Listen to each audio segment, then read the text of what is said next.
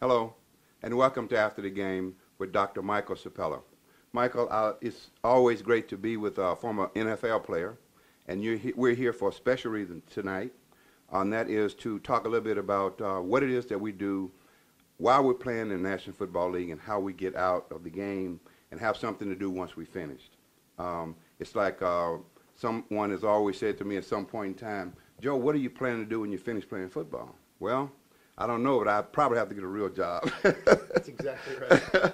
And I always said that if they paid everybody in the league to do this, I mean, if they didn't pay everybody, I would probably have done it for free. I enjoyed it that much. Absolutely. But it gave us an opportunity to do some great things while we were playing. Of course, you were with the Saints and Yes, and had a great deal there. But it was very unusual to have a medical doctor playing football.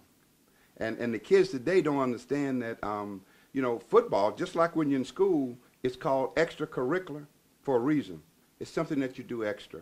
It's something that, like in my case, it was the ticket out of the neighborhood and to get into college and get an education. The kind of education that Doc had, most of us dream about.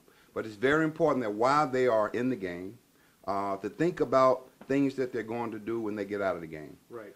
Tell us a little bit about your path from National Football League into the medical profession.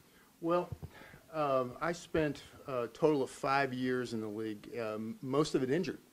I had a knee injury in college where I tore my ACL, and back in those days, they didn't repair the ACL. You got that. Yeah. So every year the knee would give out and I would have surgery, and it got to the point where I was looking for something beyond football. One of my former teammates, Jim Kovach, was actually going to medical school in the off season, and back then we all were either working jobs or going to school in the off season. It wasn't a full-time 12-month-a-year deal. And so I thought, well, I'm a smart guy. I've had a lot of injuries. Maybe that's something I could do afterwards. So unfortunately, what ended my career was a neck injury, where I ended up with 3 operations on my neck and 2 levels fused. Spent 13 months in rehabilitation and then went to medical school. Fortunately, I was blessed to be admitted to every medical school I applied to, and I think football had a lot to do with that, opened a lot of doors. I brought a unique facet to the typical medical school applicant, and decided to stay home in Atlanta and went to Emory. From there, I went on to a orthopedic residency at the Cleveland Clinic. Did a trauma chief residency here at Tampa General. I did 2 fellowships then. I did a shoulder and elbow fellowship split between Baylor University in Dallas and the Mayo Clinic in Rochester, Minnesota, and a sports medicine fellowship. I was in practice from 1994 through 2000, at which time I had an automobile accident and unfortunately injured my neck even more so, and lost my surgical career because of that. Hold your thought. We'll be back with you in just a moment after a message from these very important sponsors. Well, we're back. We're back to the show. After this break, I want to bring you back and talk a little bit more to Doc about some of the things that you've done after the game that have helped you to not only to sustain your career, but to also allow you to continue to contribute to the community at large and the things that we're doing in this country to help our youth. Yes, sir.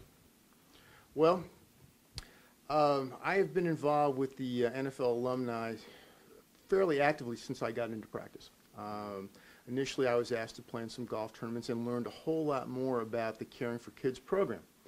And kids are what it's all about.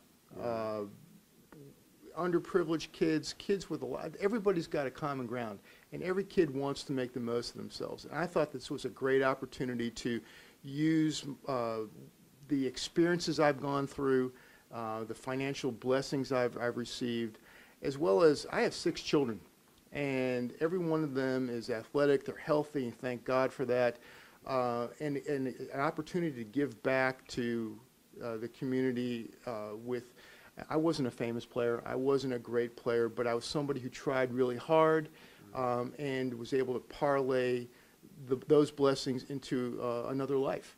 And I want to be able to give back in that way. Well, Doc, it's ironic that a lot of us are not that talented, but the motivation and the dedication that we have sometimes exceed our ability, our natural God-given ability. Caring for kids is a major deal. 6 kids, great father, great family. A lot of us don't have those kinds of support systems in place. Me, myself, I was fortunate. I had parents in the home, but a lot of people I grew up with did not. Right. One of the things that we want to talk about is when we come back is about some of the things that we're doing for a specific program that's working.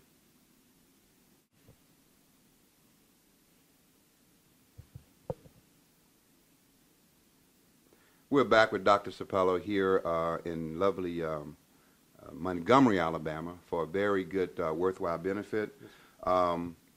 As part of the show, we're trying to highlight various diseases that affect young people. This disease, sickle cell anemia, is one of those diseases that is not well known to a lot of Americans, but it affects over 72,000 Americans. 1 in every 500 African Americans have this disease. The disease is inherited. If one of the parents have it, it's called a carrier. This disease is devastating. It's very painful and affects young people at a very early age. Yes, and the fact that what we're trying to do is to find a cure. There is no cure at this point, but there are a lot of ways that we can try to ease the pain and extend the life expectancy of these kids. Yes, sir. When I gave you a call and asked you to come down here and to contribute to this this event, this Calhoun event, you didn't hesitate. You said when I need to be there and when how long you need me to get there and how long I need to stay. And I really appreciate that. I just want you to comment a little bit about that and what you're doing to help kids, especially sickle cell anemia. Well, when I went to medical school, I was at Emory University, and we did our clinicals at Grady Hospital in downtown Atlanta. I had a lot of patients I took care of who were African American, who were afflicted with sickle cell. Right. And we spent a lot of time easing the pain, treatments. It's so sad to see young children who really, they couldn't help what they're going through, and yet they're just looking for help. They're looking for someone. And how could you not want to help, assist, and do anything you can to help such a worthy cause? Well, and I really appreciate that, and I'm sure the audience does as well. It's the fact that a lot of people are not aware of this disease. Yes, let me give you an example. We've worked diligently with cystic fibrosis. It affects 30 million Americans. Right. Sickle cell anemia affects 72,000 Americans. I mean 30,000 Americans, not 30 million. 72,000 people are affected, Americans, by this disease. But a lot of people are not aware of sickle cell anemia. Right. They think it's some type of black disease or African American disease.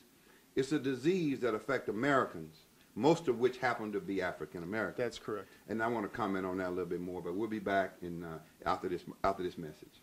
Welcome back to the show. We want to close out here with Dr. Ciepiela and talk a little bit more about this dreadful disease, sickle cell anemia disease. The disease affects cells. I was reading up on the disease, and it talks about how the cell is changed, and red blood cells are affected, and it changes shape in the bloodstream. Right. And one of the things that we can do is we can, as Americans, can give blood, which will help with the transfusion. Yes, sir. Doesn't cost any money, just a little time and a little goodwill. I also understand that it affects all Americans, but specifically African Americans and Hispanic Americans. Latinos. I understand that there's 1 in every 3 Latinos, I think, are getting affected by this dreadful disease. These are the kinds of things that we're trying to get out to the public to let us know that it's not a problem that affects some of us. It affects all of us Americans. So, Doc, just tell me a little bit about how, from the medical standpoint, how we can get involved on the blood drive, those types of things. Well, that's the amazing thing, Joe. It costs you nothing to go donate blood. A little bit of your time, a little stick, and you're helping so many people by just donating blood. We're not asking people to go out there and write checks. We're asking them to give a little bit of time and give a little bit of themselves to help their fellow Americans. And that's all we're asking for. All right. And I want to thank you for appearing on the show and for being here helping out with this worthy cause. Yes, sir. And as I've heard before, you are truly a great American. You are too, sir. Thank you.